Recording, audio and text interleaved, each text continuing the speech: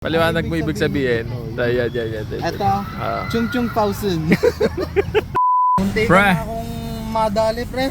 Basag yung bearing. Abot mo tayo kabo, 3 oras na lang pre. Pre, abot tayo. At naimbitahan nga tayong muli sa Investa Summit pero wala pa akong susuotin na damit dahil yung pinadesenyo kong damit kay Gabon ay hindi niya pa nakukuha dahil nasira yung motor niya. So natapos na rin naman natin ang ating presentation at sakto kagabi nakakuha tayo ng trade specimen na ipapakita ko sa inyo sa Investa Summit mamaya. Ito yung trade ko sa Meta using options.